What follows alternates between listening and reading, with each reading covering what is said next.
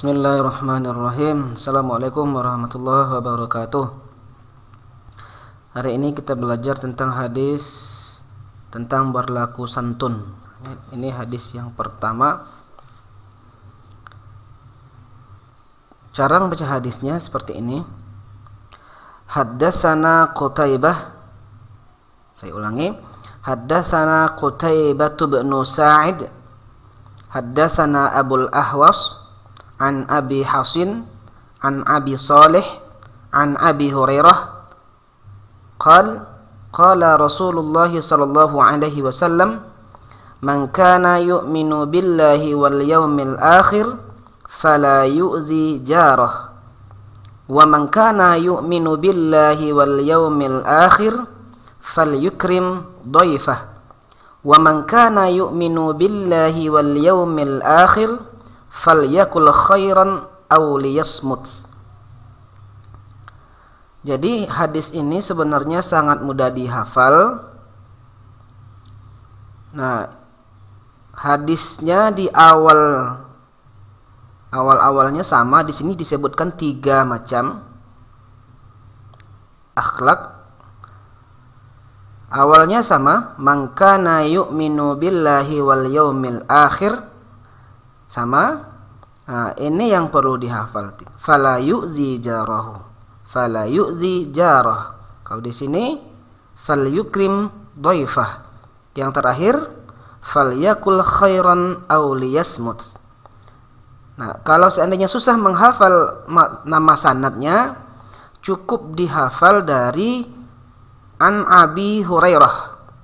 An Abi Hurairah qala Rasulullah sallallahu alaihi wasallam man kana yu'minu billahi wal yawmil akhir fala yu'zi jarah wa man kana yu'minu billahi wal yawmil akhir falyukrim dhaifah wa man kana yu'minu billahi wal yawmil akhir falyakul khairan aw liyasmut.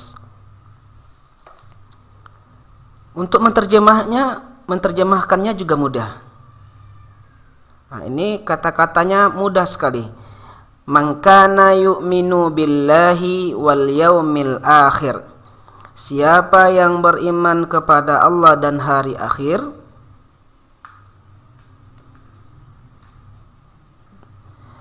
siapa yang beriman kepada Allah dan hari akhir, fala yu'zi jarah, maka janganlah menyakiti tetangga atau maka janganlah mengganggu tetangga. Wa man kana yu'minu billahi wal yaumil akhir, siapa yang beriman kepada Allah dan hari akhir, falyukrim dhaifah, muliakanlah tamu.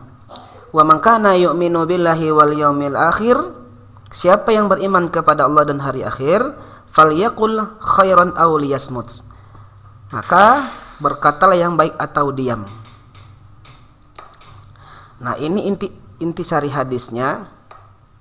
Jadi hadis ini menjelaskan kepada kita ada 3 akhlak.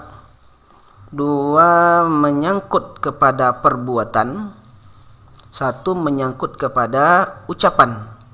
Ini tingkah laku kita kepada tetangga. Yang kedua ini akhlak kita kepada tamu. Yang ketiga ini adalah adab kita dalam berbicara. Ini di sini kalau tidak ada ucapan yang baik yang akan keluar dari mulut kita, maka lebih baik diam. Cara belajar diam dan berkata baik. Nah, yang pertama, merasa malu kepada Allah Subhanahu wa taala. Ada rasa malu dalam diri kita kalau apa yang kita ucapkan itu adalah sesuatu yang bermaksiat kepada Allah Subhanahu wa taala. Yang kedua, tidak berbicara kecuali kebaikan. Jadi bicara yang keluar itu adalah kebaikan yang keluar dari mulut kita. Yang ketiga, menghindari pergaulan yang cenderung berperilaku melanggar syar'i. Jadi hindarilah bergaul dengan orang-orang yang kecenderungannya itu bermaksiat kepada Allah Subhanahu wa taala. Kemudian etika berbicara, diantaranya berkata baik atau diam. Sedikit bicara lebih utama karena banyak bicara kemungkinan besarnya juga banyak salah. 3. Dilarang membicarakan setiap yang didengar karena Seluruh yang kita dengar itu ada yang baik, ada yang buruk. Nah, yang baik-baik maka sampaikanlah, yang buruk-buruk simpan dan buang. Kemudian yang keempat, jangan mengutuk dan berbicara kotor. Jadi tidak boleh memberi mengutuk, karena kita tidak bisa mengutuk seperti itu. Kemudian berbicara yang kotor, karena itu akan menutup hati kita menjadi hati yang kotor. Kalau ucapannya baik-baik maka hati akan menjadi bersih. Misalnya ucapan zikir itu dapat membersihkan hati. Dilarang berdusta untuk membuat orang tertawa. Jadi kalau mau membuat orang tertawa ya yang biasa-biasa saja, yang jujur-jujur saja, jangan berbohong. Kemudian dengan berbohong itu orang tertawa tidak orang tertawa bahagia, kita mendapatkan dosa. Kemudian menghindari perkataan kasar, keras, dan ucapan yang menyakitkan perasaan.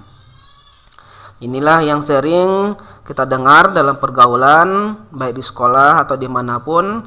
Banyak ada juga di antara para peserta didik dan masyarakat sering berkata kasar dan keras, sehingga ucapan-ucapan itu menyakitkan hati. Bahkan di media sosial pun sangat sering kita jumpai kata-kata yang kasar, kata-kata yang keras, kata-kata yang melukai perasaan orang lain. Bahkan yang tidak terhindar juga, para ustadz, para ulama, banyak juga yang dicaci maki, yang membuat kalau kita mendengarnya sangat menyakitkan hati kita, meskipun kita tidak ustadznya. Nah, jadi boleh dibaca dari sini saja, dari An Abi Hurairah. Kalau seandainya susah menghafal nama-nama orang di sini, nama-nama sanadnya, boleh dihafal dari An Abi Hurairah saja. An Abi Hurairah an Rasulillah sallallahu alaihi wasallam annahu qala ma naqasat shadaqatun min malin wa ma zadallahu rajulan bi afwin illa izzan wa ma tawadha'a ahadun lillah illa rafa'ahu Allahu azza wa jal.